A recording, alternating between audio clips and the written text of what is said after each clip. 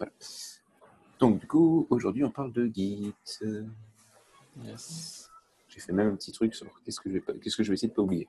Ah, très bien.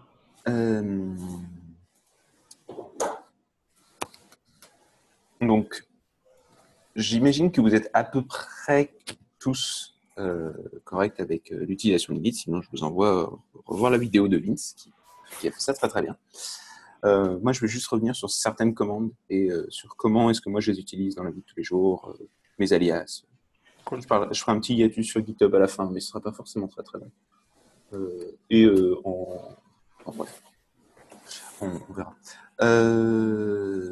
Tout d'abord, je suis dans un projet différent d'habitude. C'est un vieux projet que j'ai fait il y a très longtemps et c'est juste que l'avantage, c'est qu'il y a une 9 fork, plein de committeurs dedans.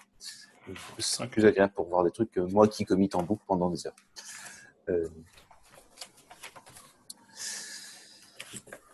Déjà, je ne sais pas ce que vous utilisez. Tiens, c'est intéressant. Qu'est-ce que vous utilisez pour vous interfacer avec Git et GitHub en général? J'espère que vous utilisez la ligne de commande. Oui. Parce qu'il y a d'autres outils. Hein. Vous pourriez me dire que vous utilisez SourceTree, je crois que ça s'appelle. Ah, genre les outils, les interfaces graphiques que tu viens... C'est ça. Parce qu'il y a des gens qui font ça, hein, mais... Okay. Avant de rentrer à THP Git-Raken, mais là, effectivement, quand tu travailles en groupe, la ligne de commande. Ouais, c'est ça. En gros, tu peux tout faire avec une interface graphique, c'est cool. Hein. Ça donne une certaine visualisation qui est parfois agréable. En vrai, t'es vite limité et ça te cache beaucoup de choses que ça fait derrière et des fois, ça fait des trucs pas très cool. J'ai juste une question, je me permets de t'interrompre. Oui. Et il y a une pop-up mise à jour non installée. Effectivement. Je vais réessayer dans une heure. Non, j'aurais dû dire cette nuit. Mais... je crois qu'il y a une mise à jour qui est sortie hier et que je m'en pas installé. Bref, peu importe. Qu'est-ce que je disais? Oui, donc ok. Donc c'est tous sur la ligne de commande, parfait. Donc déjà, parce que moi je vais les taper, donc je vais pas le faire à chaque fois. Moi, j'ai un alias qui dit que Git c'est G. Bon, je tape des commandes Git à longueur de journée, donc si j'économise 3 touches, 100 fois par jour, au final, c'est pas si mal. Dans les autres trucs que je fais beaucoup, donc on va revenir sur les checkouts. Je sais plus ce que tu as expliqué, Vince, c'est un truc que je voulais faire regarder ta vidéo, mais j'ai pas eu le temps. De toute façon, la vidéo, je crois qu'elle est pas en ligne là, parce qu'il avait supprimé de YouTube, mais il faudra la remettre. Sur les checkouts, pour naviguer dans l'historique des commits ou pour naviguer entre les branches? Justement, ça fait un peu les deux. Ça fait tout, en fait. Déjà, il faut savoir qu'une branche et un commit, bon, en gros, une branche, un commit et un tag, quelle est la vraie différence? Un commit, c'est un point fixe dans le temps. Une branche, c'est juste... non, un tag, c'est un pointeur vers un commit fixe. Et une branche, c'est juste un pointeur qui se déplace au fil des commits que tu rajoutes. C'est toujours des pointeurs vers un commit en particulier. Si je fais un git log, on peut voir que... si je scroll un peu plus pour qu'on ait plus de choses, genre par exemple cette branche-là, qui est feature/refactor, elle pointe vers ce commit en fait. C'est vraiment juste un pointeur vers ce commit. Et 18n, c'est un pointeur sur ce commit-là. 8list v3, c'est là, et master, c'est tout en haut. Sérieusement. Voilà. Donc, il faut vraiment que ça, ce soit logique pour vous, parce que du coup, checkout, oui, tu check-out une branche, mais en fait, tu check-out tu lui dis quel point dans le temps tu veux check-out. Dans le temps, dans ton architecture. Dans ton architecture. Ouais, c'est ça. Voilà, donc, du coup, en Git checkout, qu'est-ce que j'utilise beaucoup? J'utilise beaucoup... En fait, il y a plusieurs utilisations de checkout. Il y a checkout avec un "-b" pour créer une nouvelle branche. Ça, c'est bizarre, je trouve. Oh non, ça. Oui, non, parce qu'en fait, tu checkout et tu dis, en fait, tout ce que je veux faire, c'est créer un nouveau pointeur qui va bouger à cet endroit-là. Donc, non, en fait, c'est vrai, tu checkout un commit en disant, bah ouais, je reste sur mon même commit et je rajoute un pointeur. C'est pour ça que c'est logique. Il y a dans les checkouts que j'utilise souvent, il y a le moins. Je ne sais pas si tu as expliqué ce que faisait le moins. Le moins sur checkout, non. Ok. Donc, par exemple, là, j'ai les fichiers et je dis ce que je veux, c'est que je veux récupérer j'en sais rien, la liste, le guard file d'un autre commit qui date de avant. Donc, par exemple, si je vais sur GitLog, je dis que je veux, je sais pas, celui-là. Je veux le guard file de ce commit, mais tous les autres fichiers, je veux ceux de master. Oui, ça arrive des fois que tu as besoin juste de rollback un fichier ou de récupérer un fichier d'un autre commit quelque part. Auquel cas, ce sera un git checkout ce fichier. Non. Ce commit et moins le nom du fichier. Donc là, j'ai récupéré le guard file à ce moment-là. Et juste ce fichier-là. C'est le seul qui a été récupéré. Ok. Et du coup, là, c'est comme quand tu check out sur un autre commit, tu t'en sers juste pour, en gros, pour naviguer, enfin pour voir le fichier ou Bah non, là, parce qu'en fait, le truc, c'est que je suis sur master, mais j'ai un changement qui correspond à je suis revenu en arrière. Okay. Quand est-ce que tu t'en sers? C'est par exemple, tu es sur master, tu te rends compte qu'il y a un problème. Alors, tu es sur master, tu es sur n'importe quelle branche. Tu te rends compte qu'il y a un problème, mais qu'en fait, la personne qui l'a introduit, c'était il y a 4 commits. Et en fait, elle a juste modifié un fichier de façon pas correcte. Tu check out le commit d'avant. Enfin, tu check out le fichier dans le commit d'avant, puis tu le remets en fait, en disant, bah voilà, j'ai repris le fichier d'avant parce que ce qu'elle a fait, ces corrections sont horribles. Enfin, elle a committé les flèches que tu as quand tu fais mal ton merge ou ce genre de choses. Ça arrive. Et donc, du coup, tu te dis, non, j'ai juste récupéré le fichier d'avant, j'ai repoussé cette version-là et j'ai cleané le truc. Quoi. Donc, c'est dans ce genre de cas que je m'en sers. Donc, tu récupères typiquement juste un fichier, tu refais un commit pour… Ouais, pour dire, bah, j'ai récupéré le fichier d'avant. Ok. Voilà. Je m'en suis servi hier matin parce que quelqu'un avait pourri un fichier qui est normalement automatiquement généré, mais il avait été mal généré et du coup, ça nous empêchait de le régénérer correctement. Donc, du coup, on est allé chercher le fichier avant que le gars fasse le changement. Et du coup, après, on a pu régénérer le fichier correctement et ça a débloqué la situation pour tout le monde. Ok. Sinon, les commits, je ne sais pas si tu as parlé des options de commit aussi. Des options, pas vraiment. Non, enfin, sur les commits, je fais vraiment les faire sur… Ok. Est-ce qu'il y a une nouvelle personne qui est arrivée? Ouais, c'est ravi. Hello. Désolé pour le retard. Je te mute parce qu'il y a beaucoup de retard. Je disais, donc les options de commit, il y en a quelques-unes que j'utilise souvent. J'utilise souvent le "-a qui dit hey, je veux tout committer dans mes changements. Donc tous les fichiers que tu connais déjà, je veux les committer. Donc si tu n'as pas besoin de faire un add, si tu dis non, je les veux tous, t'embête pas. Dans ceux que j'utilise souvent, il y a le "-m, mais que vraiment vous connaissez déjà, qui permet de rajouter un message sans avoir besoin d'aller dans l'interface pour taper un message de commit. Donc par exemple, là, je vais créer un commit avec mon guard file que j'ai récupéré d'un commit d'avant, avec ce super texte. Et là, je me dis, en fait, c'était vraiment une mauvaise idée, Denis. Tu ne voulais pas du tout créer ce commit. Enfin, le message était vraiment nul. Donc du coup, je vais l'éditer a posteriori. Comment est-ce qu'on fait ça? C'est un -, non? Ouais, c'est ça. C'est un git commit -amen. Et tu lui dis, hop, rouvre-moi mon interface. Je veux changer les choses dans ce commit-là. Donc, tu peux rajouter des fichiers. Tu peux changer le message. Parce que bon, il était vraiment nul ce message. Je vais mettre un meilleur message. Voilà. Tu peux en enlever. Tu peux. Maintenant, tu changes ton commit. Donc, si tu ne l'as pas pushé, tout va bien. Hein, parce que c'est comme tu vas le pusher après, le repo distant, il n'est pas au courant du fait que tu as un commit que tu as modifié. Okay. Une fois que tu l'as pushé, on en reparle après. Je parlerai dans la prochaine section. C'est mauvaise. En gros, une fois que c'est pushé, il faut que tu aies des vraies bonnes raisons de faire des amends sur un commit. Voilà. De quoi je voulais parler? Les logs, je vais en parler après. Est-ce que tu as parlé du reset? Pas du tout. Je me souviens même plus.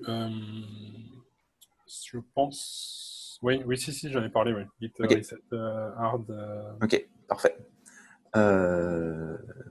Le moins hard, j'en reparlerai parce que c'est quelque chose qui est potentiellement destructif. Mais Ouais. j'ai rajouté un commit que je vais vouloir détruire de toute façon. Parce que bon, j'ai un mauvais fichier. Est-ce que tu peux faire des resets sans faire de reset hard? Oui. Genre. Quatre.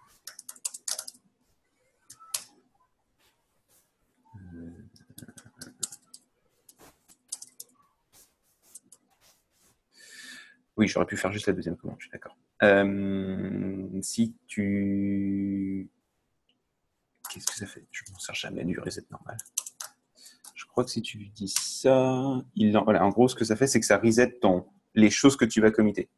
En gros, si je fais un git add de mon fichier génial, là, si je regarde mon git status, dans mon to be committed, j'ai mon fichier. Si je fais un git reset, j'ai pas tapé, et que je regarde mon git statut à nouveau, il n'est pas traqué encore. Ah, ok, ça t'enlève juste de. Ouais. Ça te reset ton index en fait. C'est ça. Non, bah en fait, ça reset ce que tu as mis dans ton. Comment il s'appelle cette étape? Tu sais, t'as un. C'est pas l'index? Non, c'est les choses que tu vas committer. C'est même si c'était pas un nouveau fichier, même si j'avais fait un changement dans un fichier, ce serait revenu au même.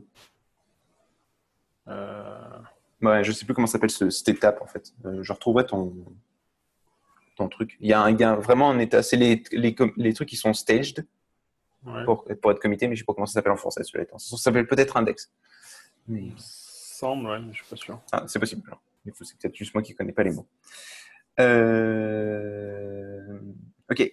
Pour les trois commandes dont je parlais tout à l'heure, donc git, checkout, commit et commit -amend, il y a des alias.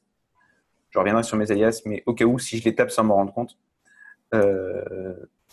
CI, c'est commit, CO, c'est checkout, donc c'est pour ça que commit, c'est CI, et CA, c'est git commit -amend.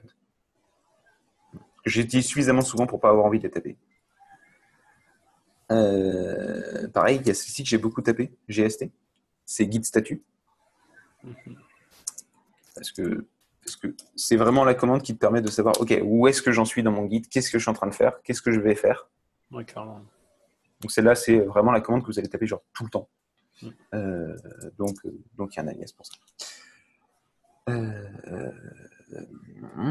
Et les logs. Des git logs normaux, ça ressemble à ça. C'est globalement inutile et c'est plutôt horrible à lire.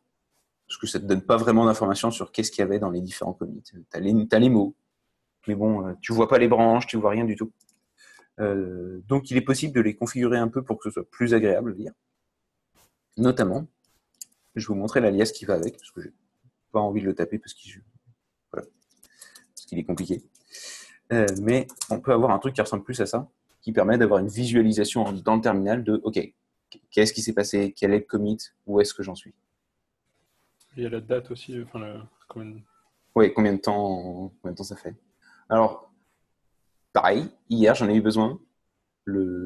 Et en fait, des fois, 3 months ago, c'est pas suffisant et tu peux lui dire non, en fait, je veux plus que juste 3 months ago.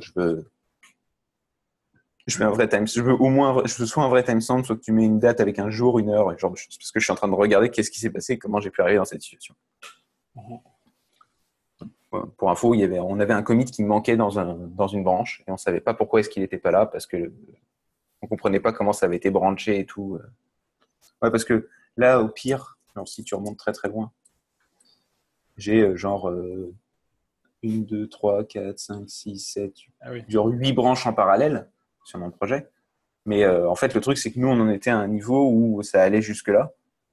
Et du coup, et puis ça durait sur des lignes et des lignes. Et en fait, on essayait de suivre désespérément une ligne en se disant, OK, on suit la ligne rose. Puis on était comme, on fait la flèche du haut à l'infini pour essayer désespérément de savoir, OK, qu'est-ce qui s'est passé à un moment, pourquoi, où est-ce que ça a été ramené dans master, parce que le commit, il était dans master. C'est juste une branche dans laquelle il n'était pas, et c'était bizarre qu'il y soit pas. Bref. Donc, c'était un peu d'archéologie, c'était cool. Tu pourras nous envoyer après tes alias? Oui, c'est prévu. Justement, je vais vous montrer un peu mes alias. Donc, comment ça marche les alias? C'est tu édites ton git config et tu mets des alias ici.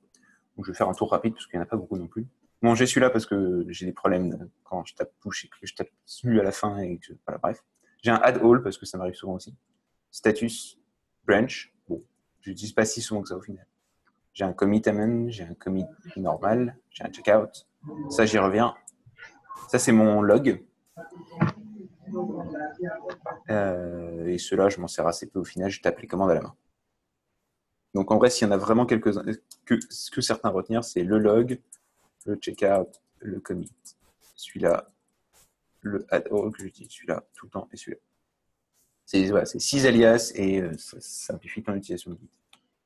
Beaucoup. Surtout le log. Non, je ne veux pas que tu souffres. Voilà. OK. En termes de bonnes pratiques, je vais parler d'abord des commandes qui sont dangereuses. En fait, je ne sais pas pourquoi je les ai mis dans ce sens-là, mais c'est une bonne idée. Les commandes qui sont dangereuses, il y a le... Non, quelle heure je l'ai fait? OK. Tout ce qui va avoir moins force ou moins F, c'est dangereux. C'est-à-dire, quand je dis commande dangereuse, c'est les commandes où tu peux perdre du code. Tu peux perdre du temps de développement de toi ou de quelqu'un d'autre. Donc, moins force, quand tu l'utilises, ça veut dire, OK, je sais vraiment ce que je suis en train de faire, j'y ai réfléchi 30 fois, et oui, je veux bien faire ça. Moins force, ça s'utilise surtout dans 2 commandes, qui est pull et push. Ça veut dire, tu dis au serveur distant ou à ton serveur local, donc ton serveur distant, c'est quand tu pushes, tu lui dis, oui, je suis sûr de vouloir écraser les changements distants avec ce que j'ai chez moi. Voilà. Éventuellement, tu vas donc brûler du code de quelqu'un. Est-ce qu'il y a des cas où c'est normal de faire dans force, ou est-ce qu'à chaque fois que ça arrive, ça veut dire qu'il y a un truc à foirer dans le workflow? Non, ça peut arriver. Ça m'arrive souvent sur des git push moins force. Okay. Alors en fait, tu fais force with lead, en fait, qui est une version plus agréable. J'en reparlerai après, mais parce que quand je reviendrai je vais expliquer plus loin au workflow de travail. Et c'est là-dessus que j'en reparlerai. Mais l'idée, c'est oui, tu peux te retrouver à en faire. Il faut juste se dire que, OK, je le fais, mais je sais vraiment ce que je fais. En général, tu le fais parce que tu travailles tout seul sur ta branche, voilà, que tu as déjà pushé les distances. Et là, tu as fait un rebase, par exemple. Et rebase, le problème, c'est comme ça change l'historique de ta branche, tu es obligé de faire un force quand tu veux l'envoyer. Et que tu l'as déjà pushé une fois. Tu peux continuer de la repusher, tu peux modifier ce que le repo distant a par rapport à ta branche. Oui, là, tu es obligé de faire un force. Mais il faut vraiment faut utiliser rebase. C'est à peu près le seul cas d'utilisation que je vois de faire un moment force. Ou quelqu'un fait n'importe quoi et tu veux fixer des choses. Ça peut arriver aussi.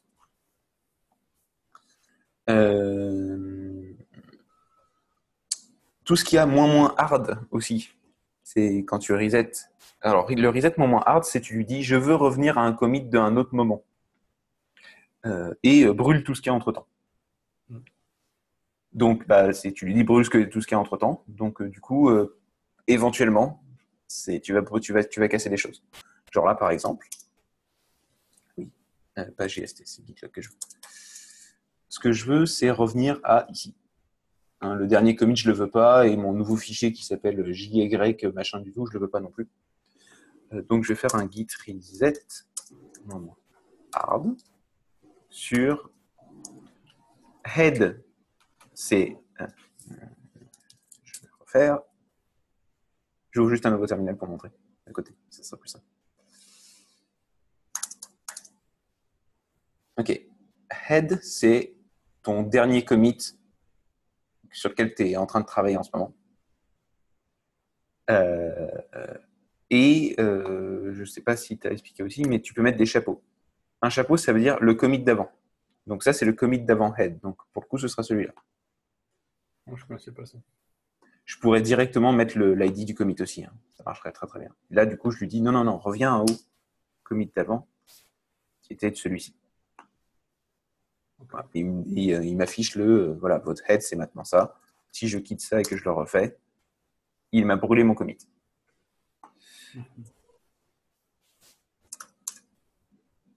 Il m'a pas supprimé mon fichier parce que Git le traquait pas encore. Et donc, du coup, il est comme je sais pas trop quoi en faire. Pour supprimer ces fichiers-là, il y a deux choix. Soit tu les supprimes à la main, un coup de RM, ou ouais, peu importe la façon dont tu supprimes des fichiers, ou il existe une commande qui s'appelle git clean, que tu fais avec un -fd. Je rappellerai toutes ces commandes, qui enlèvent les fichiers qui n'ont pas été ajoutés à ton truc. Les fichiers qui ne sont pas traqués par Git, ça les supprime quand même. C'est ça. Ça peut arriver que tu en aies besoin parce que tu as rajouté par erreur, ou tu as lancé un script qui a rajouté par erreur je sais pas, 40 fichiers dans ton repo à des endroits complètement random. Ça va être horrible d'aller les chercher à la main. Donc, tu dis non, stop, détruis tout. Je veux pas savoir tout. Enfin, j'ai fait n'importe quoi. Je peux pas juste faire un reset moins hard, je suis obligé d'aller les supprimer à la main. Voilà, genre, un exemple de script pour lequel ça arrive, c'est tu fais un Rails generate quelque chose, puis tu sais pas qu'il existe Rails destroy, puis du coup tu te retrouves avec plein de fichiers, tu sais que tu es comme je peux pas les supprimer, je vais pas les enlever, je peux pas enlever mon contrôleur, ma view, mes 4 views, mon machin. Donc du coup tu fais un clean, non, enlève tout ça, je voulais pas vraiment faire ça. Ça c'est bon. Je disais les choses dangereuses. Rebase. Qu'est-ce que c'est que Rebase? Comment j'explique ce que c'est que Rebase facilement?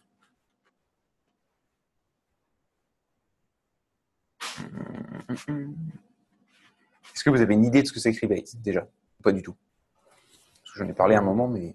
Ouais, à peu près. On a du mal à expliquer aussi, mais. Ok. En gros, quand tu veux fusionner deux branches et que tu as une grosse différence au niveau de l'historique. Non, en fait, alors, c'est juste, en gros, Rebase et Merge, je vais mettre avec des gros guillemets, c'est conceptuellement la même. Ça te donne le même genre de résultat. Ça donne un résultat où tu as récupéré le code d'une autre branche. Enfin, ouais, pas vraiment. Bref, tu as plus ou moins récupéré le code d'une autre branche dans ta branche actuelle. Je vais parler dans les cas d'utilisation classique parce qu'avec Rebase, tu peux faire plein de choses magiques. Mais dans l'idée, tu t'en sers parce que, par exemple, imagine, je suis en train de travailler, c'est moi qui travaille là-dessus, mais je suis ici, je suis sur ce commit-là. Et je me dis, ouais, mais en fait, j'aimerais bien récupérer tout ce code. Donc voilà, c'est il y a 3 ans et 3 mois, j'ai branché, j'ai créé ce commit. Puis imagine, je ne l'ai jamais mergé dans master. Donc je suis encore avec cette branche. Et je me dis, en fait, non, je voudrais bien récupérer les nouveaux commits dans ma branche. Donc là, tu as deux choix. Soit tu merges master, et dans ce cas-là, tu vas te récupérer un commit de merge. Il va dire, hey, j'ai mergé master dans ta branche. Puis quand tu vas committer, puis quand tu vas merger back, tu vas te retrouver à remettre ton commit de merge, et donc du coup, ton historique de commit va être pourri par des commits de merge qui servent à rien. Donc, du coup, c'est à ça que sert le rebase. Tu lui dis, non, en fait, moi, je veux que tu rebases sur master. Et donc, en fait, il va déplacer ce commit après master. En fait, ce qu'il va faire, c'est qu'il va rejouer chacun de tes commits de ta branche par-dessus master en te faisant régler les conflits au fur et à mesure. Est-ce que c'est clair ou est-ce que c'est pas du tout clair? Ça va. Les autres aussi? Sombre. Ouais. Ouais, ok.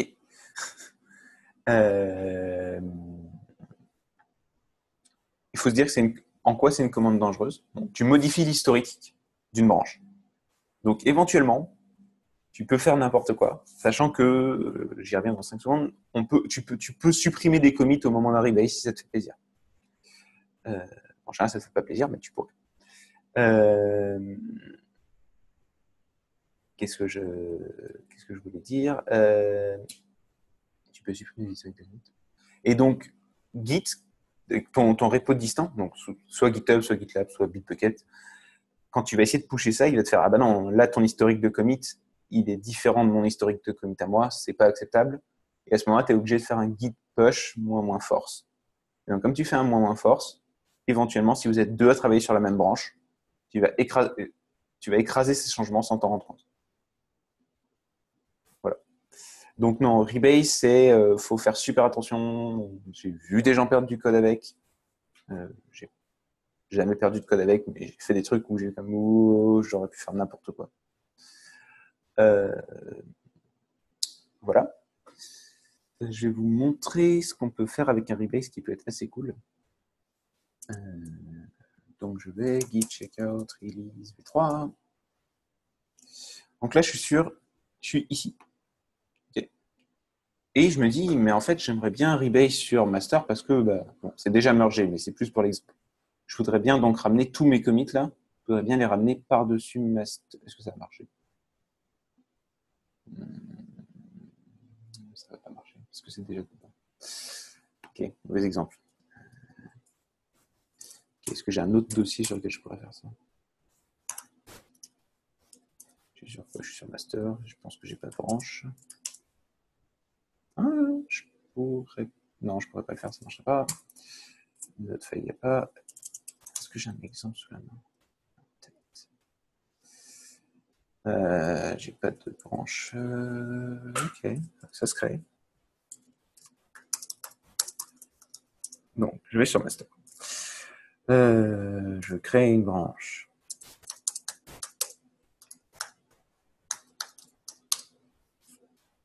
Je vais créer ce magnifique fichier dont on avait parlé tout à l'heure. Je vais le committer. Git commit -m test. Donc, là, si je regarde mon historique de commit, il est sur test PHP et master, mais il n'y a pas de commit de différence sur master. Donc lui, il se dit, ouais, non, pour l'instant, il y a en gros une seule branche, alors que conceptuellement, il y en a deux. Hein, et, il ne le sait pas parce qu'en fait, une branche, c'est juste un tag. Il n'y a pas de divergence pour l'instant. Je retourne sur master. Je vais créer un magnifique fichier qu'on va appeler comme ça 2. Je vais le commit. Oui, je sais. Donc là, si je regarde à nouveau. Ah oui, parce que je passe sur ma branche. Okay.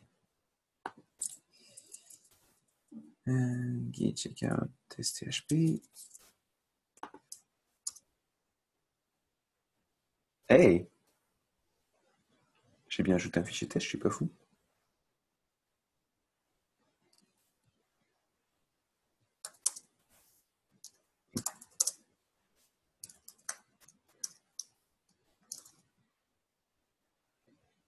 Ok, il y a bien deux fichiers qui sont similaires. Ah ok, parce qu'il considère que c'est un rename parce qu'il y a la même chose dedans.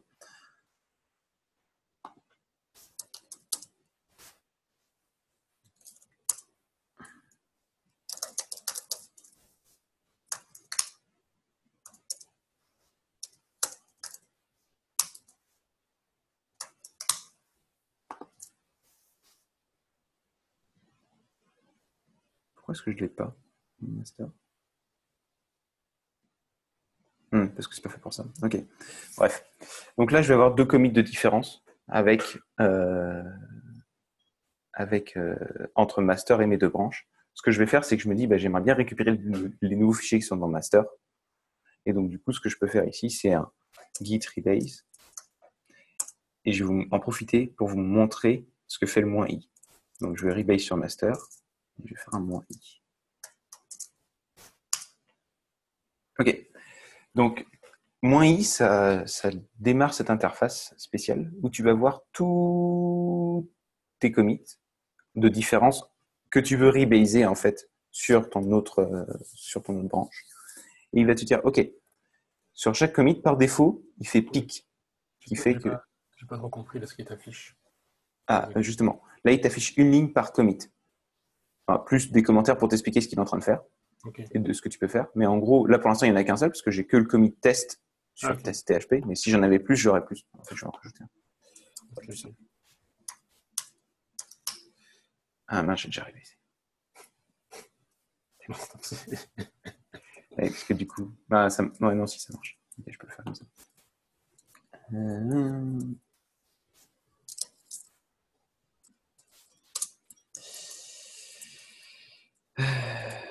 Je vais arrêter de revenir en arrière.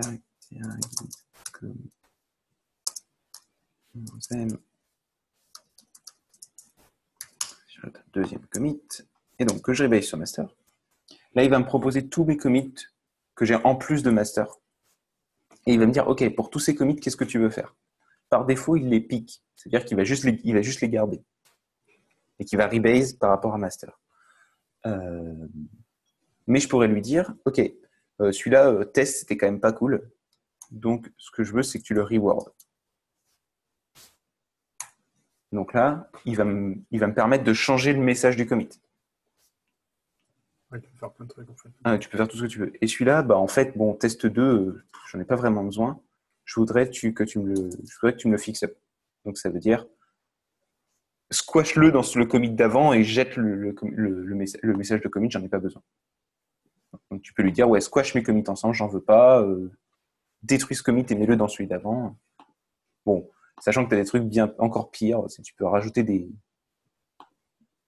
tu peux exécuter des commandes shell entre tes commits, tu peux. Bref. Et si tu supprimes une ligne, le commit il disparaît pour toujours. Ah oui. Donc c'est vraiment super dangereux. Quand tu fais ça, tu ne peux pas te rater, quoi. Avant de faire ça, je vais montrer à quoi ressemblent du coup les choses. Master, il y a bien test. Et du coup, ma nouvelle branche qui est mon test THP, il a récupéré le changement. En fait, sans faire de merge, il s'est dit oui, donc maintenant mon nouveau point de départ, c'est le nouveau master. OK.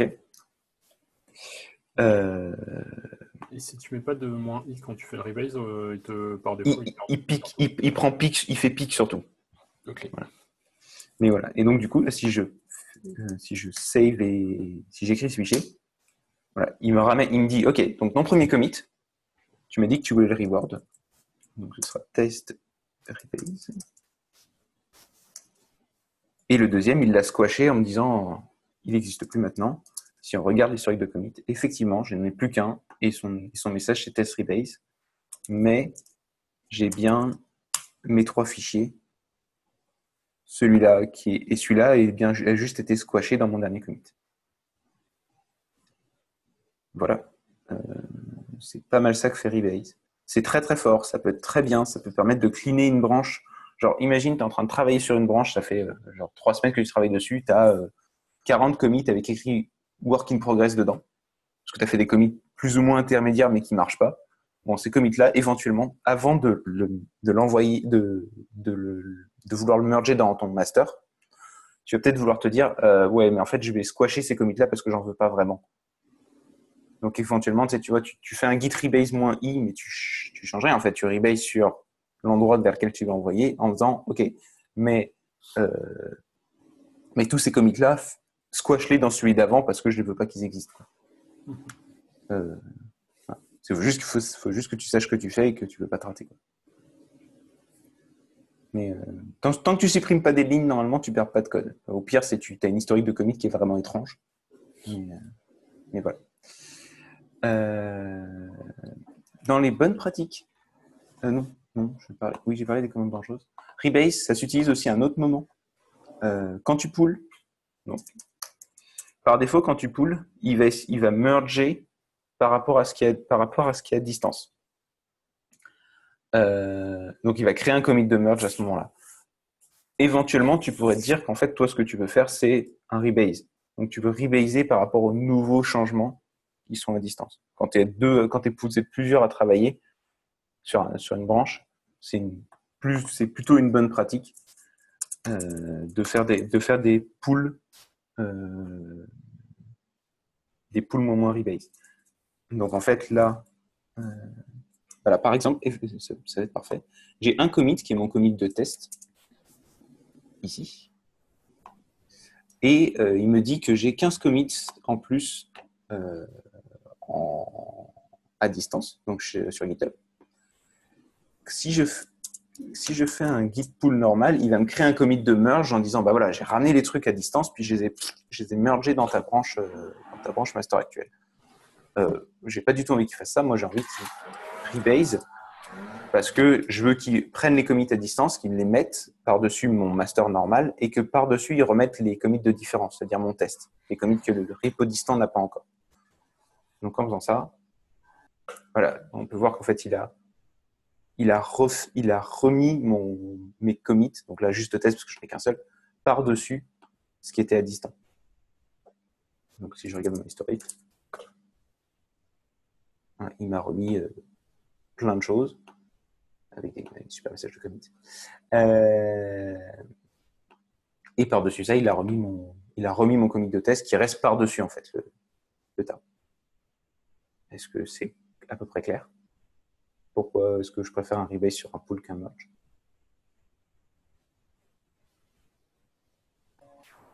Pourquoi tu fais un pull moins rebase et pas un pull normal qui merge? Ok, en gros, je fais ça pour préserver mon historique de commit, pour dire, ok, mais en fait, tout ce qui était à distance, bah, ouais, en fait, c'est arrivé avant. Je veux pas que tu me fasses un commit de merge disant, hey, j'ai mergé tous tes changements à distance avec tes changements locaux. Okay. Ce que moi je veux, c'est juste que tu récupères les changements à distance puis que tu remettes tous mes changements qui sont uniquement locaux par-dessus ça. Mm-hmm. Voilà, okay. En fait, je veux préserver un historique de commit normal. Voilà, c'est pas mal ça que fait Gitpull. Il y a pas mal de gens que je sais qui utilisent Gitfetch, par exemple, ou ce genre de trucs. Honnêtement, je les ai quasiment jamais utilisés de ma vie. Quasiment. Hein. Tu as vraiment des cas très particuliers. À moins que tu connaisses vraiment pas ton... En fait, je vois pas dans quel workflow... Non, chut. Dans quel workflow tu peux avoir besoin de ce genre de choses. Ok. On parlera au workflow plus tard. Voilà. Je vais faire 2-3 bonnes pratiques. Ta branche master, il faut qu'elle reste clean. En gros, c'est super important que vous dites que ce qui est dans master, ça devrait pouvoir être envoyé en production à n'importe quel moment et n'importe quel client pourrait le voir n'importe quand. Voilà.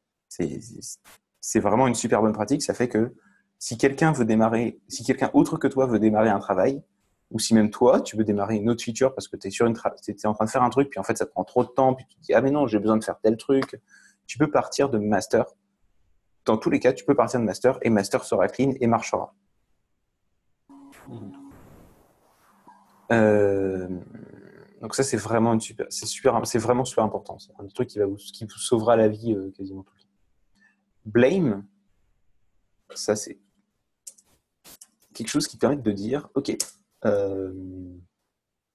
ouvre-moi tel fichier, n'importe lequel, hein, genre le Jamfile, et sur chacune des lignes, dis-moi qui est-ce qui a rajouté ça, quand.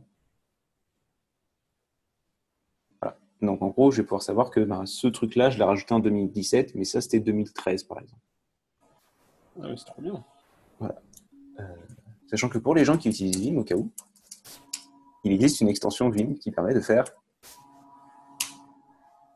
Et donc tu vois, en même temps que ton fichier, chacun des commits. Et éventuellement, tu peux dire, oui, mais en fait, c'était quoi? Si tu appuies sur Entrée, tu fais un diff sur, OK, à ce commit-là, qu'est-ce qu'on a changé, pourquoi? Voilà, bref. C'est bien pour s'embrouiller avec d'autres personnes de ton équipe, ça. Bah, c'est aussi bien pour, OK, j'ai ce changement, enfin, j'ai cette ligne, pourquoi est-ce qu'elle est arrivée? Quel était l'historique, en fait, à ce moment-là? Pourquoi? Qui l'a fait? Pourquoi? À quel moment? Éventuellement, ça te permet d'aller voir la personne et lui faire pourquoi?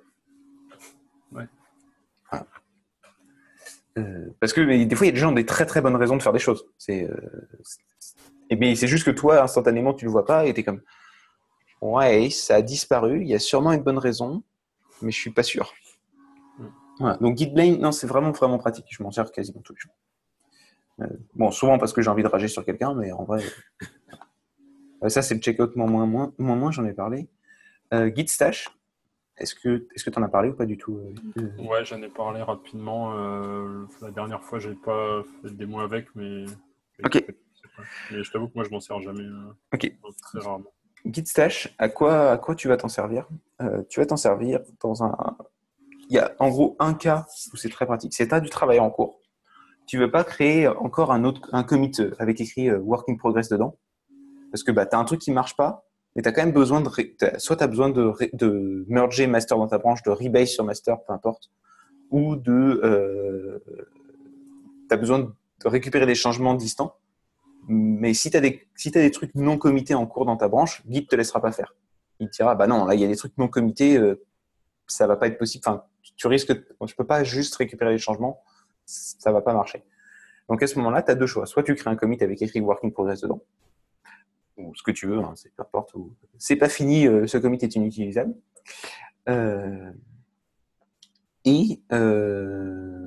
Ou tu stash. Donc, ce que fait stash, c'est qu'il prend tes changements qui sont pas encore committés, il les met de côté. Donc, souvent, ce que tu fais, c'est que tu git stash, tu prends tes changements, tu les mets de côté, tu pull, tu rebase, tu merge, tu fais ce que tu veux sur ta branche, puis tu fais un git stash pop et tu récupères les trucs que tu avais mis de côté juste avant. Voilà. Donc, tu n'as pas créé un commit bizarre intermédiaire, tu as juste mis de côté, récupérer les changements, fait les trucs, et tu remets par-dessus tous tes changements que tu avais mis de côté. Voilà. Ça, c'est l'utilisation principale de git stash, à mon sens. Est-ce qu'il y en a d'autres ? Il y en a une autre. Tu as des changements locaux sur ta branche. Tu les as pas committés et tu veux les supprimer. Bah, des fois, tu n'as pas envie de faire un reset. Donc, tout ce que tu fais, c'est que tu fais un git stash, puis tu vas jamais le chercher dans ton stash. Okay. Voilà. Tu le mets dans un coffre, puis tu l'oublies. C'est un peu le reset du pauvre.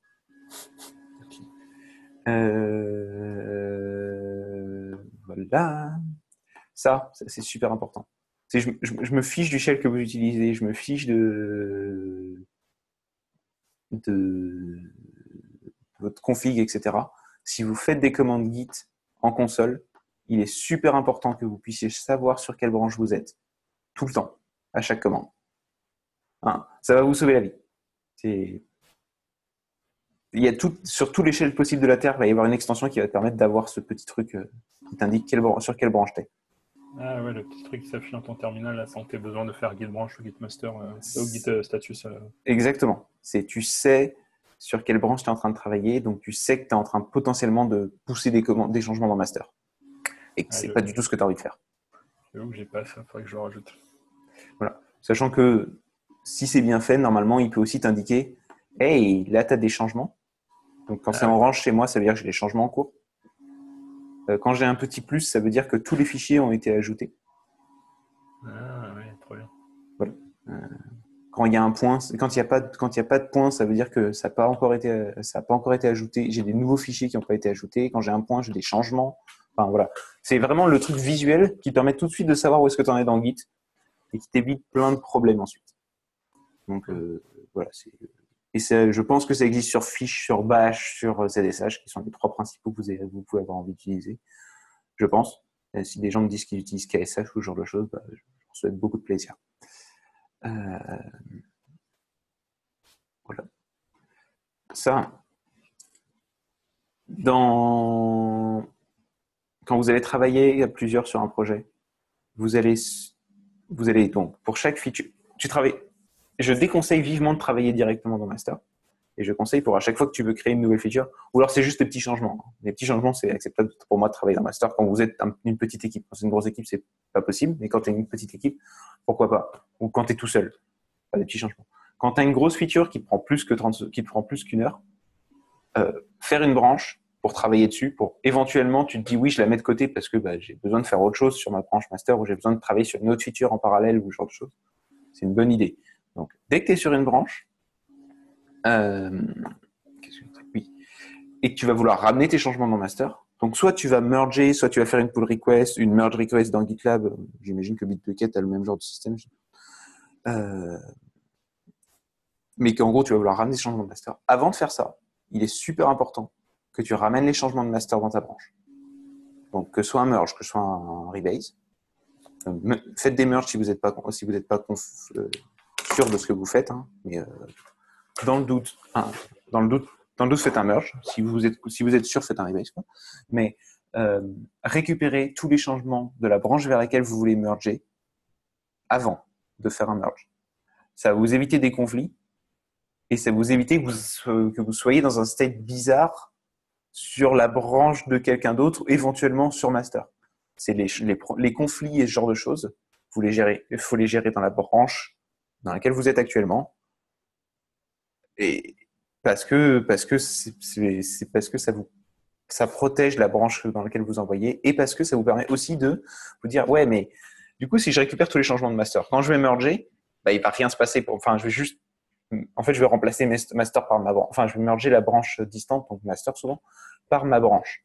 Et donc, je peux tester ce à quoi ça va ressembler au complet.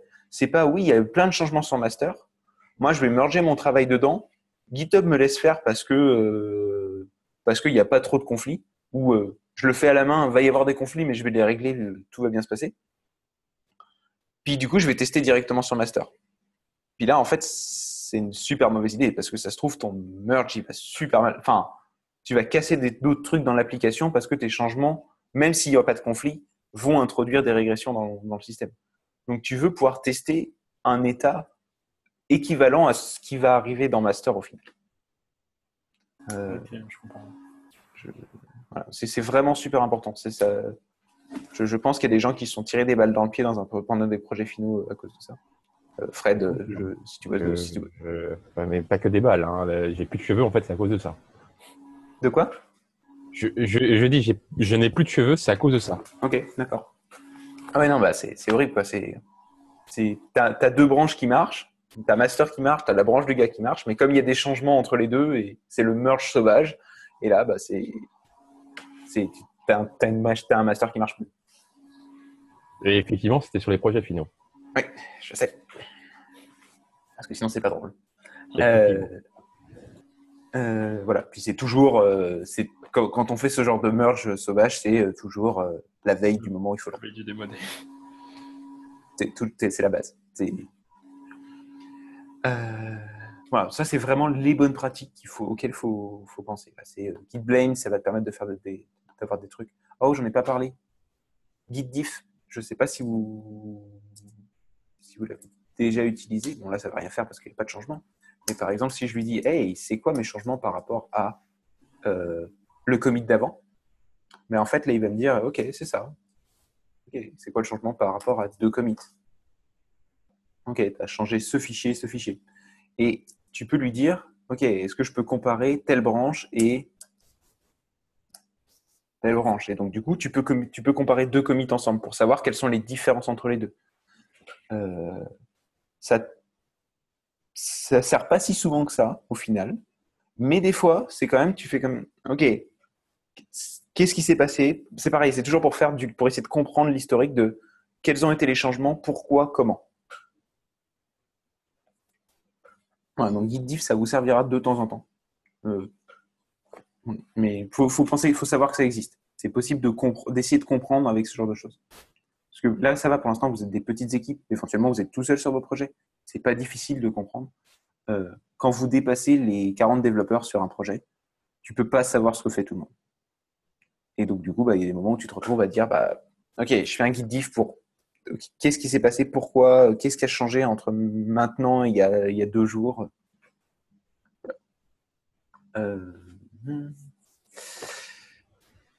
En parallèle, c'est quoi les plus grosses équipes avec lesquelles tu as travaillé? Je pense que c'est l'équipe actuelle. Et on doit être une 50aine, je pense. Et on commit tous dans master. Une 50aine de devs, ah oui, quand même. C'est pas forcément. Mais le truc, c'est qu'on a quasiment un monorepo. Donc tout est dedans. C'est des dizaines de milliers de lignes de code dans un seul repo. C'est toi qui avais envoyé le lien. Pourquoi est-ce que Google a un monorepo, c'est ça? Oui, c'est ça.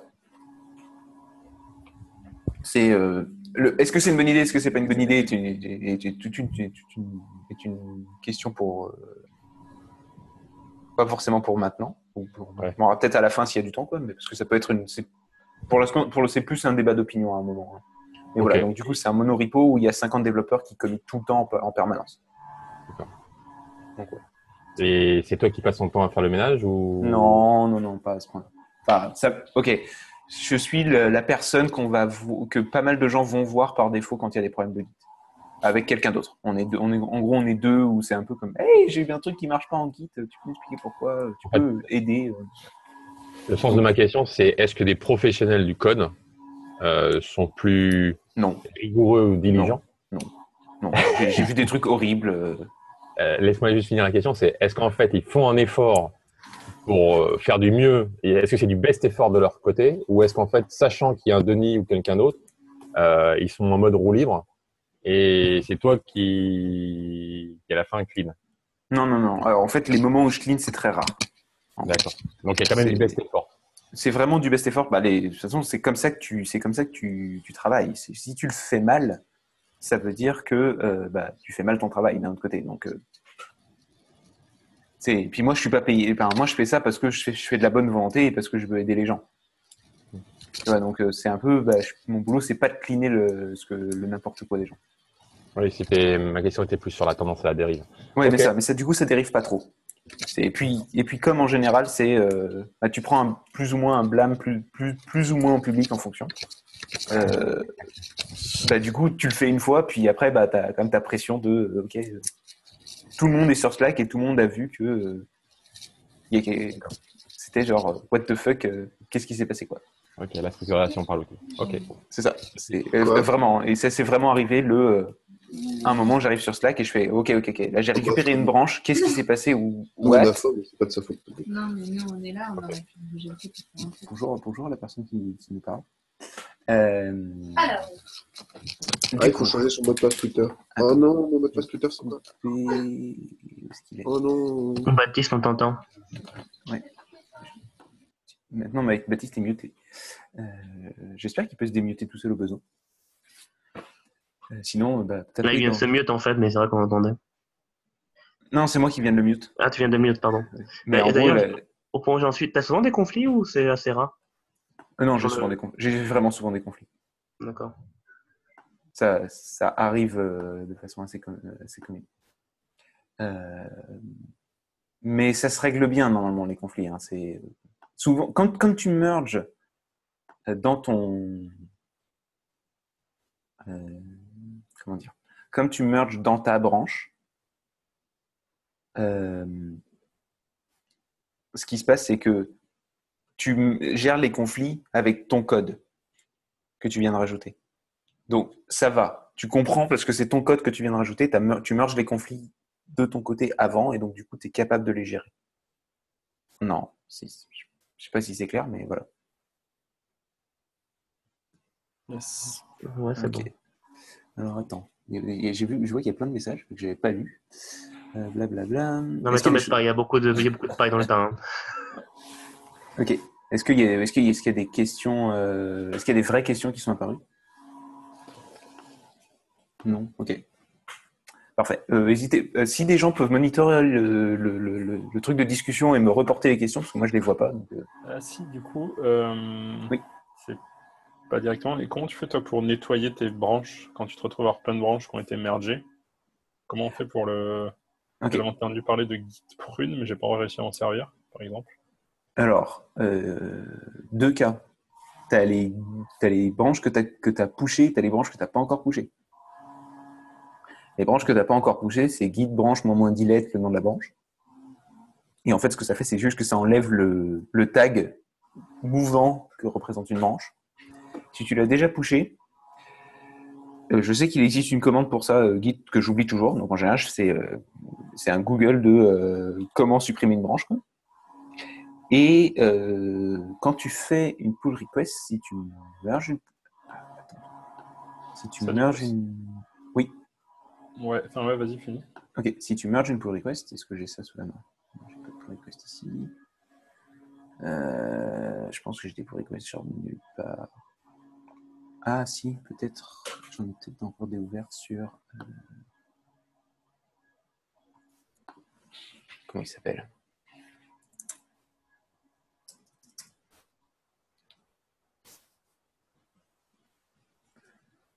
Là, il va y en avoir des ouvertes. Non. Oh, sérieusement? Bon, ok. Mais je peux pas ouvrir mes repos du boulot.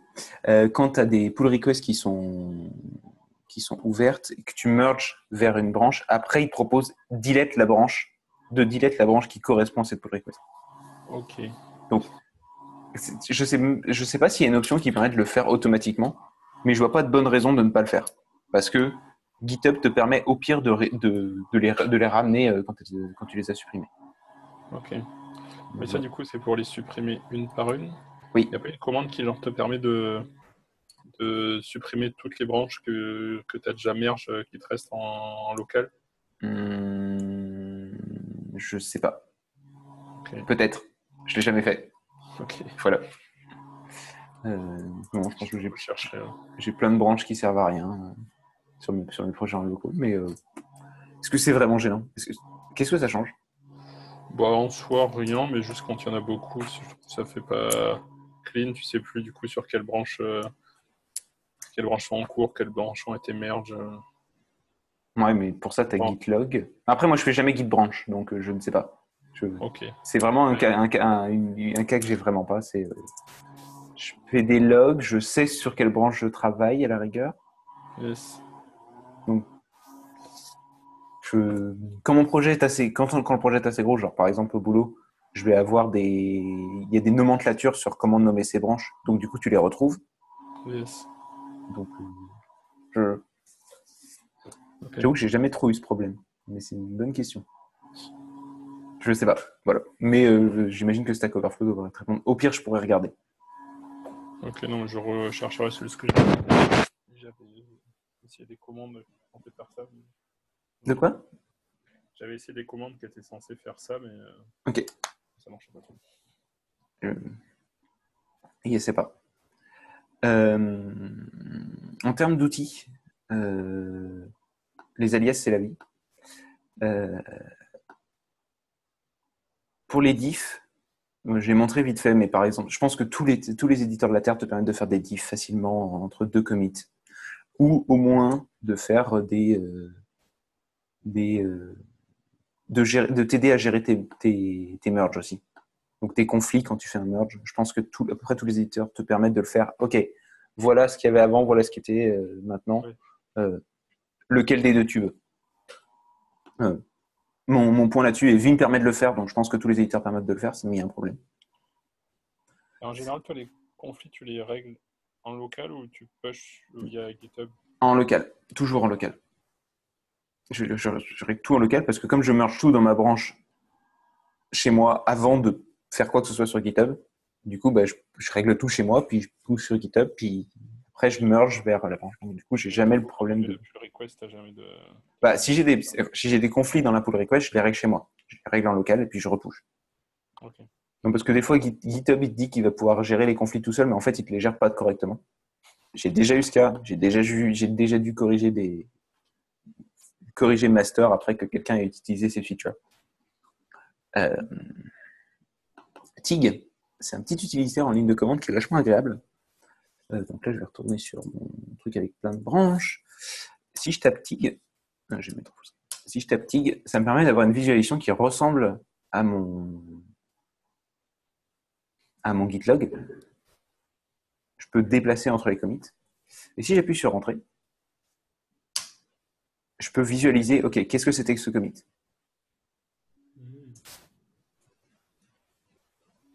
Voilà. Et donc, du coup, je peux faire, ok, c'est ça qui a été fait. Voilà.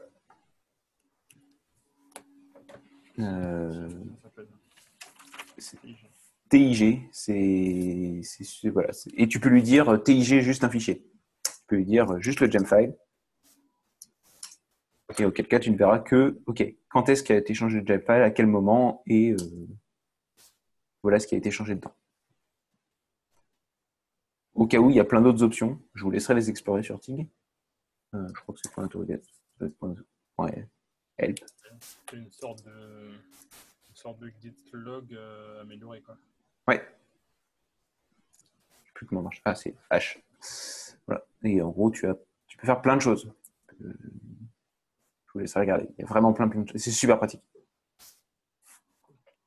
Ça permet, c'est la version plus de je vais faire de l'archéologie, j'ai pas compris ce qui s'est passé. Voilà. Et parce que globalement, c'est souvent ça ton travail avec Git, c'est de comprendre pourquoi est-ce que tu arrives dans cette situation, qu'est-ce qui se passe. Et quand je dis Git, hein, ça pourrait être n'importe quel autre truc. Hein. Si ça vous tente d'utiliser Mercurial ou ce genre de choses, j'ai l'impression que toujours c'est OK, pourquoi est-ce qu'on est là, qu'est-ce qui s'est passé, pourquoi est-ce que les gens ont changé ça. Si vous utilisez GitHub, je vous conseille vivement d'aller regarder du côté de Hub. Non, pas celui de Docker. Ouais, non, on va voir l'autre qui est mieux. Qui en gros te permet d'avoir des alias plus pratiques, genre ça, qui te permet de ne pas avoir besoin de copier le guide.//github.com. Tu peux mettre le point git et tu lui dis juste le nom d'utilisateur, le nom du repo. Ouais, c'est bien ça. Voilà. Si tu lui dis pas, par défaut, il considère que c'est ton utilisateur.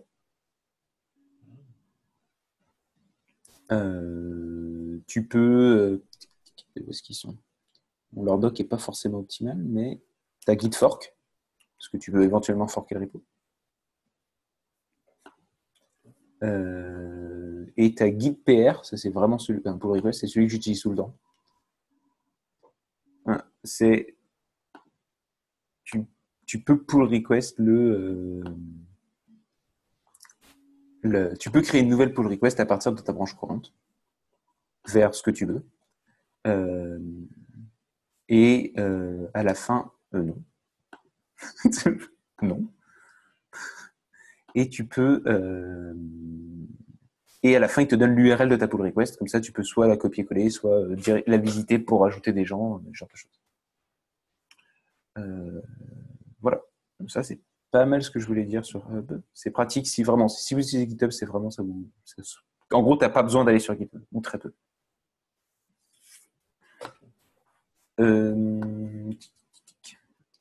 Ok. Pour les workflows de travail, il y en a deux qui marchent bien. Dans ce que moi j'ai essayé, dans ce que j'ai vu. Tu as, pour les équipes qui sont assez petites, ou qui aiment ça, tout dans master, en fait. Donc, tu as une branche master. Alors, comment expliquer non.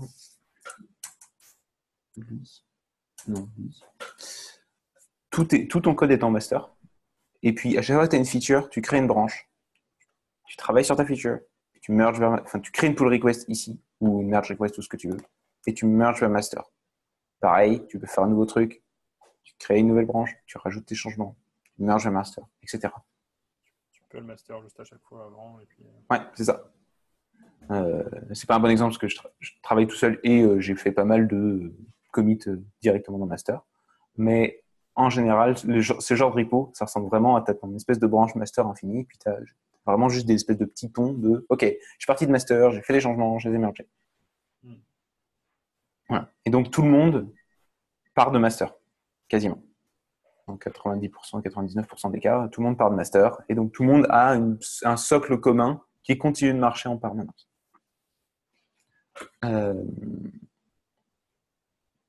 En autre chose, il y a Gitflow. Je ne sais pas si vous en avez entendu parler. Il y a une super cheat sheet qui existe. Je peux le mettre en français si je le trouve. Il y a du catalan, quoi, sérieusement. J'ai rien contre les catalans, mais bon. C'est un peu le niveau où tu as toujours toutes les langues de la Terre, quoi. Bref, en gros, il t'explique qu'il y a... Là, il va te donner des commandes en bonus. Elles ne sont même pas obligatoires. Parce que moi, j'explique que c'est plus une idée de workflow. Tu as 5 types de branches, dont 2 permanentes. Tu as Develop qui est permanent. Donc, Develop, c'est là où tu fais ton travail. Ce qui se passe, c'est que quand tu veux commencer ça ressemble à mon master d'avant. C'est quand tu veux commencer un truc, tu pars de Develop, tu crées une feature, Quand tu as fini, tu la remerges dans Develop. Et tout le monde fait ça. Tout le monde part de Develop. Quand, hop, ça on s'en fiche. Quand quelqu'un considère que, OK, Develop est dans un état suffisamment stable, dans un état suffisamment avancé pour qu'on veut créer une release qu'on veut développer, qu'on veut déployer au client. Il y a une branche release qui est créée depuis Develop. Develop continue d'avancer, les gens peuvent continuer de créer des features et de rajouter des choses dedans, mais ce qui va être envoyé, c'est ce release. Donc, c'est cette branche jaune. Une fois que c'est fini, une fois que release, release, là, tu peux faire des tests, tu peux faire tout ce que tu veux, tu découvres des bugs, tu rajoutes des commits. Une fois que c'est fini, une fois qu'elle est OK, tu la renvoies vers Develop. Donc, tous les bugs fixes qui ont été rajoutés dans release sont récupérés par l'équipe, par les gens qui vont coder, quoi. Et tu l'envoies dans master. Et tu en profites pour dire, OK, je merge dans master et je dis, OK, ça, c'est la version 22. Donc, master, tout ce que tu as, c'est des merges de release successifs dedans. Tu n'as pas de commit directement dedans. Éventuellement, ce qui se passe, c'est qu'à un moment, tu découvres un bug en prod. Si tu découvres un bug en prod, tu pars de master parce que c'est en prod, tu fixes le truc et ensuite, tu récupères le fixe dans master et dans develop. Voilà. Donc, c'est vraiment un workflow. Gitflow, c'est un utilitaire qui permet de le faire, qui wrap toutes ces commandes. Au début, c'est même pas la peine, voire c'est pas la peine tout court. Et le workflow en lui-même marche plutôt bien et est vraiment solide. À pas faire quand tu es tout seul parce que c'est une horreur. Hein. Parce que c'est cool de créer des hotfix sur ta branche master, d'avoir une branche develop, mais en fait, tu passes plus de temps à gérer ton Git qu'à coder. Quoi. Mais dès que tu es une grosse team, ça peut être agréable. Cool. Donc ça, pareil, je mettrai le lien plus tard. Est-ce qu'il y a des questions jusqu'à maintenant? Ça veut dire que vous divisez ça sur le projet? Nous, on utilise plus tout va dans master en ce moment sur mon projet actuel. Mais je l'ai déjà utilisé sur des projets, dans d'autres boîtes, ce Gitflow, et c'était vraiment super cool. Ça marche vraiment bien. Nous, en plus, on a une version super bizarre. Parce qu'en fait, on est tout dans master, mais on crée quand même des branches de release. Donc, on a une espèce de truc hybride bizarre. En l'occurrence, là, sur l'écran sur lequel tu as déjà eu des cas, puisque tu as fonctionné avec ça, où le hotfix crée des problèmes dans master. Je pense que par des effets de bord, il y a ton fixe qui est censé fixer, en fait, introduit des nouveaux soucis. Ça dépend de... dans master, là. Parce que là, il remerge directement dans le master pour terminer un hotfix. Alors, non. Parce qu'en général, ce qui se passe, c'est que tu crées ton fixe, donc tu travailles dessus, puis là, tu as une espèce de passe de QA of Doom de OK, je vais merger directement dans master. What? Okay. Tu montes de niveau en mode bon, les gars, quand vous travaillez sur master, on triple check. D'accord. C'est ça, il y a un triple check, il y a 3 personnes qui regardent ta PR. Ok. Un peu comme ce que j'ai fait hier. Quoi. Il y a 4 ingénieurs qui ont relu ma PR avant de la merger. Quoi. D'accord. Parce que ça partait quasiment en prod le soir. Quoi. Juste après. Enfin, quasiment. Non, ça partait en QA juste après, quoi, plus qu'en prod. Mais bon, l'idée, c'est conceptuellement, il y a besoin de 3 yeux qui regardent et qui font OK. Parce qu'on est vraiment sûr que c'est correct. Voilà. Puis un hotfix, en général, c'est si ça dépasse... allez, je donne une métrique aléatoire, hein, mais si ça dépasse 40 lignes, c'est que bon, c'est plus vraiment un hotfix, c'est OK, il y a un bug dans le produit et ça arrivera avec... il faut un vrai effort de développement et une vraie release. Et éventuellement, ce sera une patch release. Dans l'idée de, c'est un mineur, quoi. De, OK, on a juste peu de choses dedans, mais on peut pas le fixer juste dans master à l'arrache dans un hotfix, quoi. Le hotfix, c'est vraiment pour les petits fixes. Ok. Parce que tu as tué le site, t'as tué 3 clients et ils sont en train de taper à ta porte, quoi, avec des fourches et des torches, quoi. Ok, bon. J'entends le hotfix, ça reste quelque chose de petit. Ouais, c'est ça, c'est super important. Ouais, non, effectivement, non, tu commites pas 2000 lignes sur hotfix. C'est plus un hotfix à ce niveau-là. C'est quoi QA quand tu dis ça par exemple? Ah, pardon, c'est l'équipe qui est dans certaines boîtes, la plupart des boîtes de dev, où tu as un gros produit, tu te retrouves à avoir une équipe qui est chargée de gérer les tests. Donc, tout le monde écrit des tests, mais eux, en plus, ce qu'ils font, c'est qu'ils font des tests en plus et ils t'écrivent une suite de tests robustes en bonus par-dessus ton produit pour être sûr que tout a été vraiment testé. Parce que tes tests unitaires, c'est cool. Hein, mais moi, je peux te faire des tests unitaires qui testent rien, avec 100% de coverage. Ou qui testent presque tout, tu vois, mais pas le cas bizarre. Mais que, effectivement, si tu fais un vrai test sur une interface, alors que tu le fasses à la main ou que ou que tu aies un truc automatisé qui clique et qui vérifie le DOM, hein, peu importe, va voir, en fait. Et c'est évident, tu vois, c'est genre, il y a un bouton, il apparaît plus. Mais toi, t'as pas vu que tu l'avais fait disparaître parce que, oui, tes tests y passaient, quoi. Voilà. Et donc, c'est une équipe qui est vraiment responsable de ça. Voilà. Et en fonction de la boîte, c'est ça. C'est soit c'est une équipe de gens qui font des tests à la main et qui ont des cahiers de tests et qui lisent le cahier de test puis qui reproduisent, puis ils font ça marche pas, voilà, je note, etc.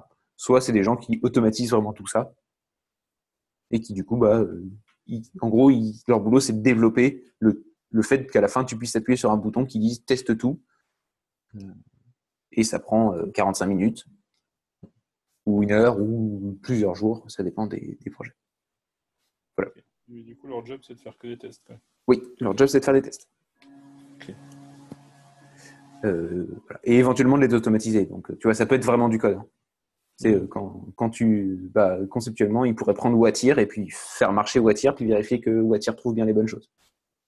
En général, c'est pas ce que tu utilises plus Selenium ou Capybara en Ruby ou ce genre de choses.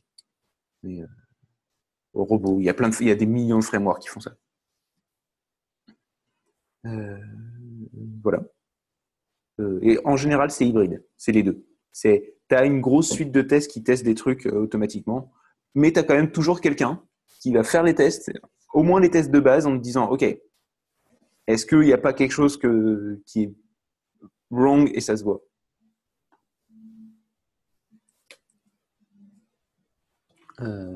Et puis parce que des fois, tout automatiser, c'est vraiment long et tu n'as pas la force de travail pour tout automatiser tes tests. Parce qu'à un moment, il faut vendre un produit, il faut nourrir les gens, tout ça.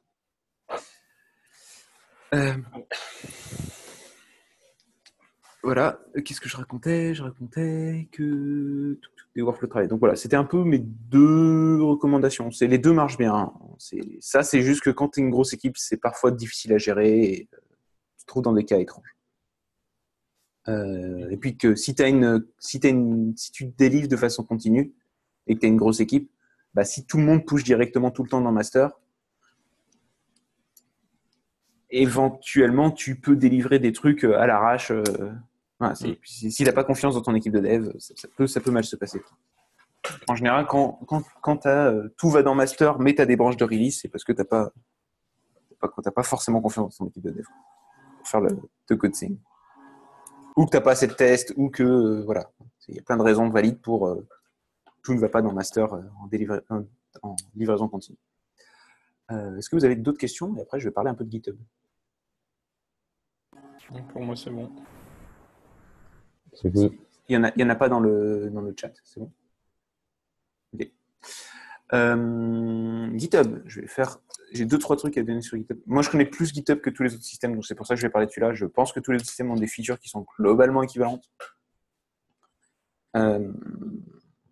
Mais en gros, c'est des trucs qui sont à faire, qui sont importants.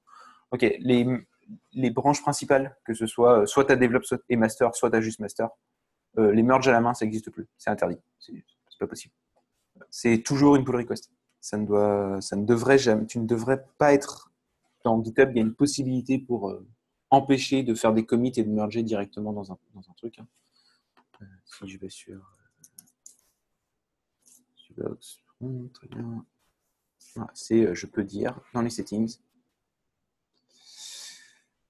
branch et je lui dis master, je ne veux pas que je ne veux pas des push sur cette branche directement. Je veux des pull requests. Donc ça veut dire je veux que tout ce qui arrivera dans cette branche, ce sera des pull requests. Quand tu es tout seul, c'est vraiment pas utile. Honnêtement, il y a un moment où il faut arrêter. Les process pour faire des process, c'est pas forcément agréable. Surtout si ta prod, c'est toi et ta famille.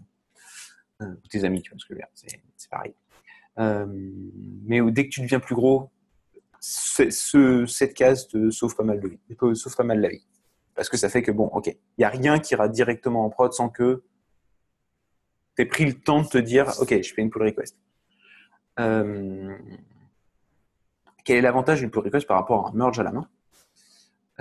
C'est que, en fait, il y en a deux. Est-ce que je peux créer une pull request rapidement? Oui, je peux créer une pull request rapidement. Oui, Est-ce que j'ai des changements dans master? Non, j'ai pas. Est-ce que j'ai d'autres branches? Non, j'en ai sur le bac, parfait. Donc, je vais créer une branche avec des changements. C'est quoi? Qu'est-ce que je fais? Là, je vais ajouter mes commits, je vais les committer avec un joli whip. Genre, bon, mes tests vont rouler, probablement exploser, mais et au pire, je vais les bypasser parce que je m'en fiche, juste pour créer la pull request pour montrer. Je vais supprimer cette pull request avec joie après. Donc, pendant que ça fait, je vais parler d'autre chose. Les issues dans GitHub, c'est super pratique. En gros, j'aime bien Trello, mais j'aime bien aussi avoir mes issues qui correspondent à mon code au même endroit que là où j'ai mon code. Donc, par exemple, là, je suis en train de faire des WebSockets. Tout ce que je vais dire, tout ce que je vais penser, toute ma doc que je vais lire, je vais essayer de la mettre là. C'est pas vrai parce que je travaille dans ma cave et j'ai travaillé genre pendant 2 heures dessus, donc j'ai rien mis, quoi. Mais voilà, je peux rajouter des commentaires, je peux faire des to-do list, je peux faire tout ce que je veux là-dedans. C'est pratique. Il y a des gens qui vont me dire, oui, mais Trello, tu as les espèces de colonnes. Et justement, il existe des projets dans GitHub, ça a été rajouté assez récemment. Tu peux dire, ok, je mets un nouveau projet qui est un bêta. Mon projet, c'est d'arriver en bêta. Hop. Et donc, je vais ajouter des colonnes.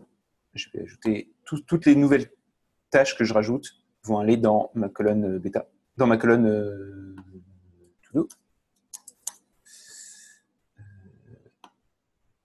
Voilà. Et tout va ici. Je vais rajouter une colonne qui va être progress. Est-ce que tu as ça? Parfait.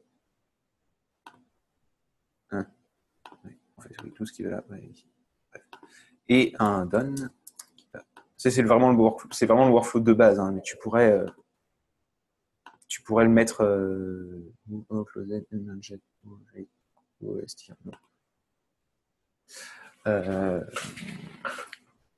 voilà, et donc du coup, tu peux traquer tes issues de cette façon-là. Je ne sais plus comment on ajoute. Plus. Non, on peut pas rajouter. Je pense que je vais être obligé d'aller dedans et lui dire, hey, est-ce que tu peux me le mettre dans... Quoi, je ne l'ai pas créé mon projet?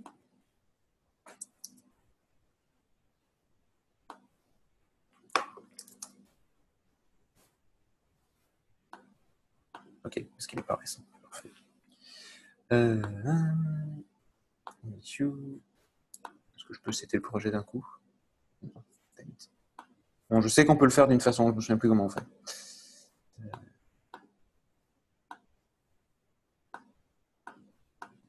Voilà, donc là, je vais avoir mes 3 issues. Et ça, c'est une progress. Et donc, tu peux traquer où est-ce que tu en es dans ton projet, au même endroit qu'est ton repo. Donc ça, c'est vraiment pratique. Parce que tout est au même endroit et tu n'as pas besoin d'aller chercher dans 3 outils différents. Et que GitHub fait ça très très bien pour tes petits projets. Hein. Dès que ça devient plus gros, oui, tu es obligé de les sortir une artillerie un peu plus grosse que ça. Est-ce que c'est passé? Oui, parfait. Non. Pourquoi?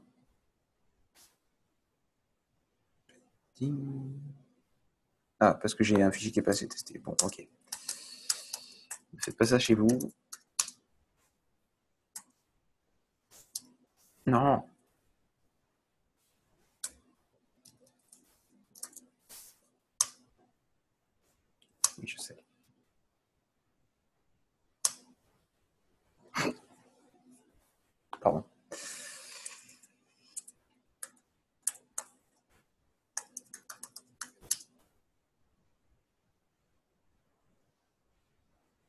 J'en parlais tout à l'heure, mais pour créer une pull request,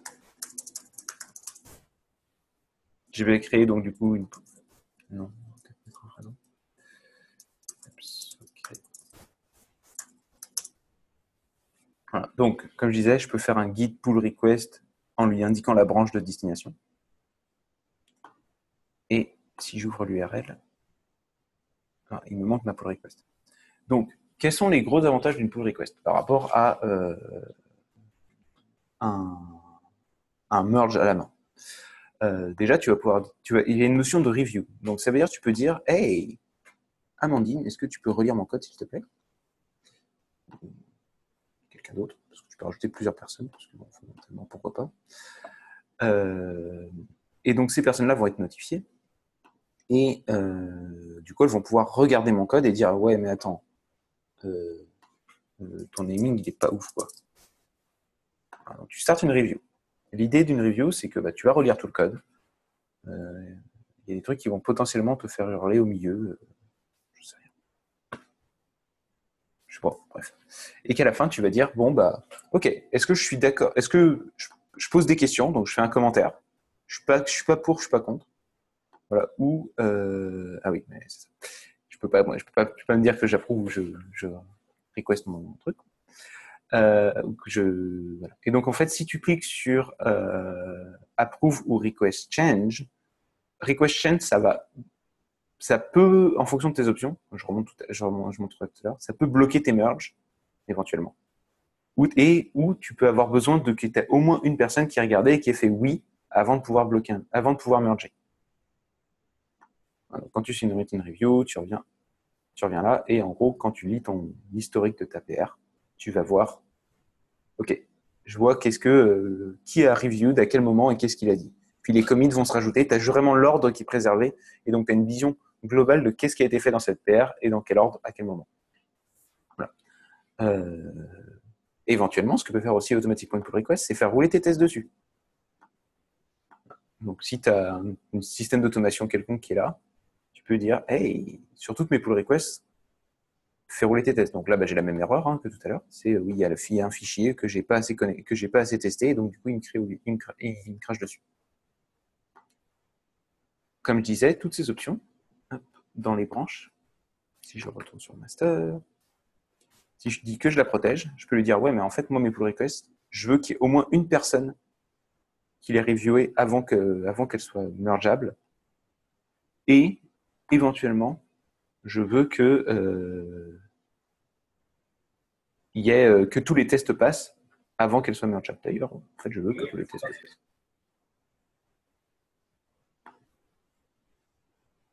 Voilà. Je ne sais pas si ça vous parle, ce genre de choses.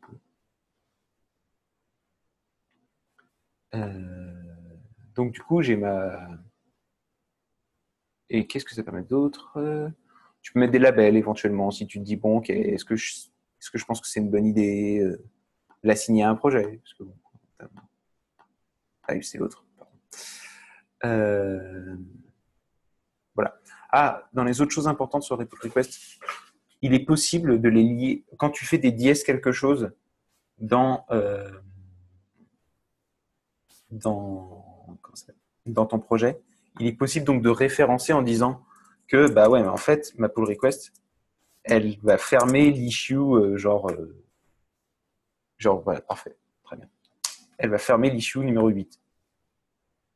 GitHub est suffisamment intelligent pour te permettre de faire des liens, donc tu peux aller regarder sur ok, à quoi correspond quel truc, et donc comprendre ok, cette pull request elle correspond à tel issue que sur laquelle je suis en train de travailler, où j'ai plus d'explications sur ce que j'essaye de faire, etc. Bon, ça vous paraît potentiellement abstrait parce que vous êtes en train de travailler tout seul sur vos projets, mais honnêtement sur les projets finaux, ça peut vous sauver pas mal de temps. Et pour les gens qui ont fini THP, pareil, quand vous travaillerez en équipe, les pull requests ça peut être très très fort. Voilà, est-ce que j'ai oublié, est-ce que je voulais parler de choses? Oui, faites des tests, mais voilà, c'est tout. Voilà, est-ce que vous avez d'autres questions concernant Git, quelle qu'elle soit en fait? Non. Moi, j'ai trouvé ça très bien. Cool. Moi aussi. Cool. J'espère que ça vous sera utile. Yes. Je vais enlever ma protection entre-temps, mais... Parce que moi, je push sur master sur mes propres projets. Alors, Je sais. C'est mal. juste une remarque pour le board, pour Ouais. les issues. Ouais. D'ailleurs, c'est ce que je viens de dire, c'est pour GitLab, tu l'as aussi, et ça s'appelle un board. Ouais, ça existe dans plein d'outils. Honnêtement, c'est tous des compétiteurs qui font plus ou moins la même chose. Je trouve juste que pourquoi est-ce que j'utilise GitHub par rapport à autre chose, c'est que je trouve que leur intégration avec tout le reste est vachement plus agréable et que leur interface en général est moins fouillie. C'est plus clair de ce que ça fait. Mais, Par contre, j'ai pas encore vu comment faire là pour affecter un nombre de personnes qui valident le request. Effectivement, ça peut être intéressant, ça. là, c'est super fort. Le simple fait de pouvoir dire « Hey, là, je veux que tu aies au moins une personne qui review avant que ce soit mergé. » Et je trouve que par rapport à GitLab, par exemple, l'interface de review des pull requests est beaucoup mieux. Honnêtement, OK, je vois les changements côte à côte, je vois ce qui a été changé, je vois ce qui a été rajouté. OK, tu as vraiment un bouton approve et request. Et tant que personne n'a cliqué sur approve, bah, c'est pas... Ta pull request, elle est ongoing, quoi. Tu peux pas décider de faire quoi que ce soit. T'as vraiment On n'a pas assez pratiqué pour voir si c'était dispo. De ce que j'en ai vu dans GitLab, t'as vraiment c'est plus que eux, ils ont des conversations et qu'il faut que chaque conversation soit réglée. Ce qui n'est pas du tout le cas de GitHub. Je peux commencer une conversation en disant ça, c'est en envoyant des cœurs, tu vois, qui n'a pas rapport avec une pull request avec une review. C'est juste j'ai rajouté un commentaire sur cette ligne en disant c'est cool. Et tu vois, c'est pas la même chose. Je suis en train de dire là, j'ai fait une review et c'est vraiment une notion de review. Et j'ai dit OK, ça va pas. Donc pour l'instant, ta pull request, elle n'est pas acceptable. Voilà. Okay. T'as aussi un autre truc que j'aime bien, c'est que tu peux rajouter plusieurs reviewers. Tu peux dire voilà, toi, j'ai besoin que vous relisiez ma PR. Parce qu'il y a peut-être de la merde dedans. Ça, tu peux aussi le faire, mais vraiment la notion de pouvoir setter le rôle il faut absolument pouvoir approuver, etc. Ouais. C'est intéressant. Voilà, tu peux l'assigner dans un projet, donc c'est trackable. Hein. Là, j'ai pas de projet sur celle-ci. Désolé, je voulais le préparer en avant, j'ai pas eu le temps. Mais par exemple, si je retourne sur mon... Non, pas avec front. Si j'avais créé une pull request ici, je pourrais la traquer dans mon projet et je pourrais voir, OK, où est-ce que j'en suis dans ma pull request. Est-ce qu'elle est en train d'être reviewée qu'est-ce qui se passe? Donc, ça permet de traquer parce que moi, j'ai déjà fait des pull requests de 6000 lignes. Si c'est pas traqué dans un ticket, ça veut dire que tu es en train de travailler sur un truc où personne n'a de visibilité sur ce que tu fais. Et puis toi, tu sais même pas forcément que tu as l'affaire, puis tu oublies parce que c'est une pull request dans un tas, tu en as 70 à traiter. Et donc vous, professionnellement, vous utilisez le board proposé par GitHub ou vous avez un outil Non, on utilise Jira. D'accord, c'est pour ça que ta remarque sur la conversion de Jira, la synchronisation. Oui, exactement. Non, moi, personnellement, je suis pas Uber fan. Je l'ai utilisé dans d'autres projets. Je l'ai utilisé dans ma précédente boîte où on faisait tout sur GitHub. Ça se passait très bien. C'est vraiment super pratique. Honnêtement, même quand tu as plusieurs repos. Parce que du coup, chaque team a sa liste de board. Parce qu'en plus, c'est des projets. Donc, si tu as plusieurs milestones que tu veux atteindre ou tu vois, genre d'espèces d'épiques, quoi, bah, tu peux les traquer séparément ou pas. Etc. Quoi. D'accord, donc en fait, tu pourrais même organiser des sprints. Ouais, complètement. Tu peux faire un sprint par... chaque projet est un sprint, quoi, par exemple. Merci. Ok, bye. Bye. Ouais. Okay. Sachant que je crois que tu peux... tu peux pas sur celui-là. Mais j'avais... En fait, ok, dans les trucs qui peuvent t'intéresser dans ce cas-là, c'est si tu veux vraiment faire de la vraie édition. Nous, on utilisait... Comment ça s'appelle? On utilisait un outil à part qui est gratuit, qui en fait rajoute des pages dans GitHub. En gros, en fait, ce qu'il fait, c'est qu'il utilise des tags, plus ou moins. Et que, en gros, je retrouverai le nom, je me souviens plus du nom. Mais qu'en gros, il te crée des boards où tu peux dire, bon, bah là, j'ai une due date pour mes issues, j'ai une due date pour mon board. Tu peux voir plus de choses dessus, etc. Tu as des petites photos, tu peux les déplacer sur qui fait quoi. Ouais, d'accord. C'est un peu... Donc, en fait, ils ont Trello-ifié GitHub, quoi. Ouais. Bah, après, là, tu as déjà les petites photos, tu sais déjà qui fait les trucs, quoi, mais... C'est quand même, là, tu es déjà quasiment au niveau de Trello. Hein. Honnêtement, tu n'as pas grand-chose qui manque par rapport à Trello, je trouve. Puisque tu as tes cartes, tu peux les déplacer. Ok, moi en tout cas c'est super, merci beaucoup. Mais de rien. Voilà, moi j'espère que ça vous a plu. Je pense que je vais stopper l'enregistrement. Comment on fait ça